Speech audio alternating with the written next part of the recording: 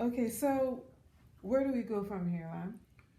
I mean, in situations like this, especially like how we handle here in the States, Mm-hmm. it's a perfect example right now. We will, if he was here in the States, he would have been impeached. She would have been impeached. He would have been, put up to be kicked out of office.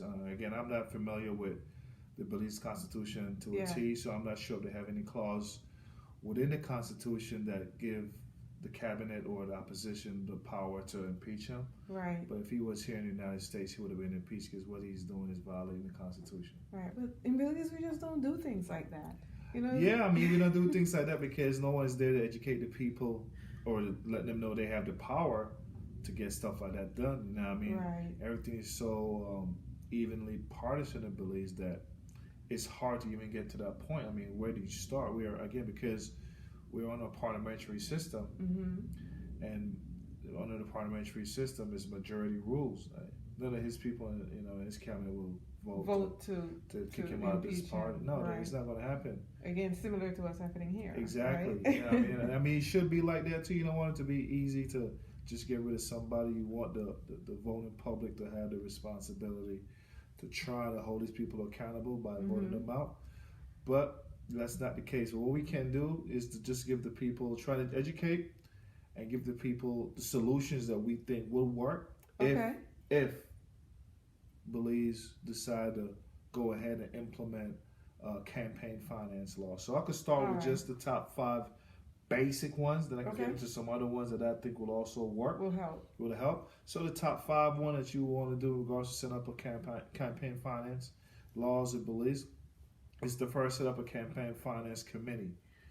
And this committee will be, again, independently selected, Mm-hmm. will not be politically affiliated with any one of these political parties. Mm-hmm. And their jobs is to do oversight over Yeah. both parties and to monitor where and how funds are being dispersed and to have accounting of where and how the money is being spent. Got it. Pretty Okay. much, you know what I mean? Yeah. The second thing that you want to do is to make sure, again, that all politicians are disclosed of their tax returns or their assets prior to them getting into office.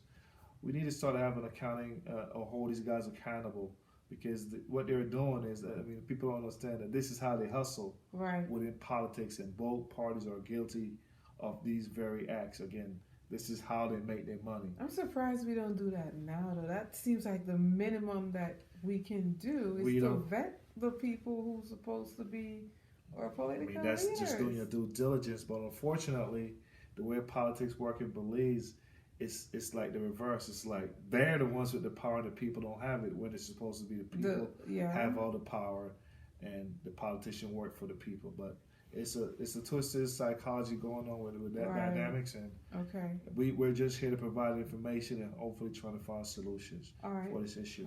We're at number 3. The third one Mhm. is to get rid of dark money or to track dark money. So the way you'll track dark money is to first you'll ban foreign nationals from contributing to any one of these political parties. That should be campaigns. flat out illegal because once you have a foreign national or a foreign corporation giving you money, They want something. you are setting yourself up for blackmail. That's right. You are setting yourself up for blackmail. Absolutely. And that's the same situation Mr. Saldiva's in right now. Mm-hmm. You know, these guys were some crooks he was, rubbing shoulders with. Their intentions were all bad, but he just was. Again, it's all speculations. I don't know what we would know with that situation. Right. Gotta remember that. If we have campaign finance laws where we're not allowed to take money from foreign nationals, It alleviates stuff like that. this problem would have never happened. Or at least we can hold them accountable if it happens. Right. Definitely. And the other thing is, the fourth one I want to say is, for any money that these guys receive from any private individual or corporation within the context of Belize, Mm-hmm. they'll have to disclose Where it's going to where the money come from, disclose the people or the corporation that got it from, and they also got to disclose how the money's being spent. Got it. Okay. So if that money's being spent for personal use in any way, shape, or form, that person needs to be held accountable. And the way you hold them accountable is to first disqualify that person from running for office, and then use the arm of the law to try to prosecute this person, Right. to get them to stop doing that same situation. So, Okay. So those are, 5 things we could do right now. Doesn't seem that hard at all. It seems No. like the very least or things that we should at least already have in place. Yeah, one of the biggest problems right now that we have is we don't even have a enforcement mechanism to even prosecute if there's any issue. So, again, how do you send a police officer to go arrest the Minister of Defense, his boss? You know what I mean? Yeah. And that's what John Sullivan is. He's a Minister of Defense. Oh. You can't send a regular police to go arrest this man. That's his boss. You know what I'm saying? And that's how the politics and the person. A lot of these politicians, especially even get higher up into the police department and so forth. It's all based on politics. Yeah, it's really political. It's all political. So they're not gonna arrest their buddies, and it's all slap on the wrist, and it's the good old buddy train. You know what I mean? And that's why I'm saying you need to have an independent group of people that is separated from that whole dynamic, and they are given the power by the Constitution to go out and enforce the laws of Belize, regardless of your status or name in society. And once we have that power, I think it will make us a better place, and will hold some of these guys accountable for some of the actions they've been doing for a very long time. Right. Did you have a couple more? I got a lot. I got a few more that, like, for example, so when it comes to campaign finance, you also want to disclose that. So, for example, if a person gives you money, anything over $50, anything over $50 has to be tracked. Accounted for. Gotcha. Yeah, so you need if you want to donate more than $50 to a politician, you got to give a check or some type of wire transfer where that money can be tracked. Say it came from you, and that way we can track the money fully to see how that money is being spent. Anything less than $50, you don't need. Right. If the public, general public, want to donate to their favorite politician, they're willing to do that. But it's below $50.